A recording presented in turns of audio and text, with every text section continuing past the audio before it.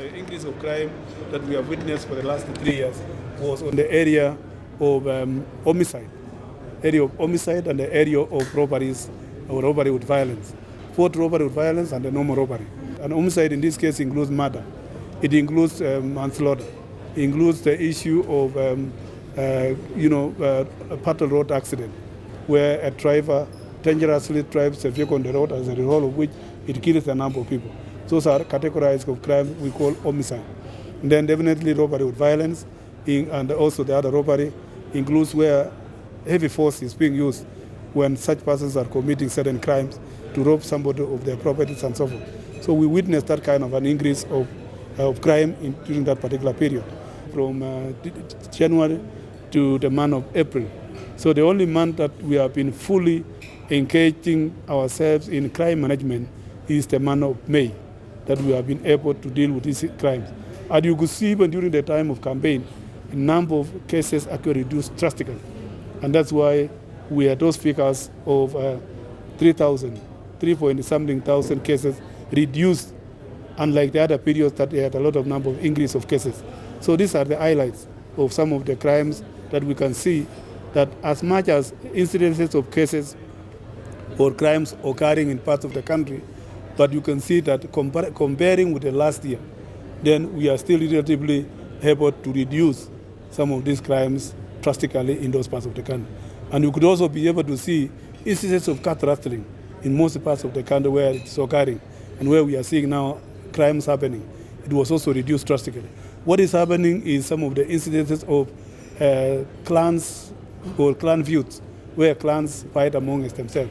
Some of them attributed to politics, some of them attributed to land disputes, some of them are attributed also with the resources, the sharing of resources in many parts of the country. That's why you witness some of those issues. If you look at other parts of the country, for example, like in Bungoma, Busia, it has some semblance of issues to do with politics. And at the same time, issues of youth, the youths that were engaged with politicians during the campaign period. And these are youths now that were engaged all the time. They were traveling, campaigning, and they were getting subsistence in terms of food, in terms of monetary gain. And after the election, then this is what they are now lacking, that they are trying to adjust from the normal way of getting some subsistence and now going back to where they were before joining the politician. So these are things that we have already managed, and I think normalcy is returning back in the country. Our focus, as I said earlier on, is the issues of hotspot areas where there is prevalences of certain categories of crime that we want to address ourselves to. And we have already mapped out that. And that's why we are saying we now deploy our officers in those areas and ensure that crimes is reduced drastically. You are also aware that crime is dynamic. It is not static.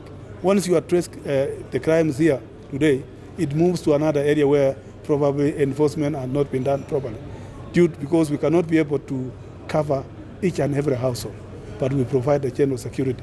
And this calls for more resources so that we can be available in every place, almost at intervals of certain hours, so that police presence can be felt by the public. In the recent past, the police have been a target of criminal activity. I don't know whether you have any statistics of maybe how many officers have been killed, maybe more. Yeah, we have the statistics, and if you need, we shall be able to give it.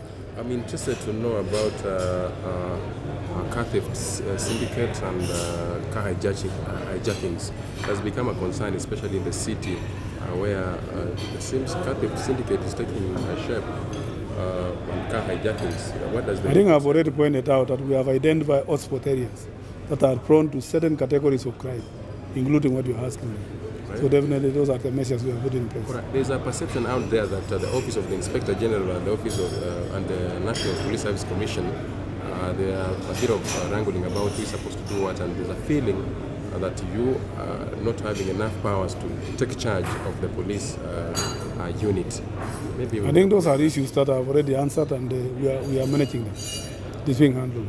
In terms of the statistics, I don't know if you have an approximation, or where can I get the figures for the, especially? No, through the same officer who's doing the presentation, we'll get you the statistics. How are you handling the issue I asked? Pardon?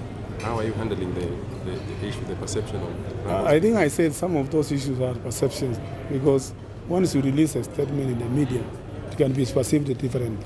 But as at now, as I said, I've never personally seen me complaining with the media. Have you ever seen me complaining about any of those things? I've never come out to complain of anything. There are some means and ways of managing internal issues within the National Police Service. So therefore, I don't go out crying or bleating or doing what now. We know exactly what we are doing, and we know the channel of communication. So those are things that we can be able to handle in-house. Kwa maoni yako, unaona kama una mamlaka ya kutosha ya kufanya majukumu yako ambayo katiba imekupa? Kitu kubwa ambayo watu lazima wajue ni kwamba we are on the reform process.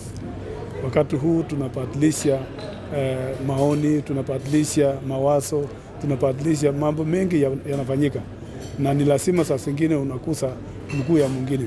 Ukikanyaka mguu ya mtu, basi mtu anaona kama umemkanyaka maksudi, lakini hii given a short time hii vitu itaisha kidogo, kwa sababu sisi wakati huu mimi hapana commissioner of police, mimi hapana commandant administration police, mimi ndio inspector mkuu wa National Police Service. Kwa hivyo hii ni mara ya kwanza kwa inspector general kuonekana katika nchi yetu ya Kenya. Kulikuwa kwa zamani wakati wa ukoloni, lakini wakati huu hii ni wakati ambayo watu wanajaribu kujaribu kupata nafasi ya kuko na pale, na mimi najua kwamba tukishaweka processes ya kutosha, basi hivi yote itaisha.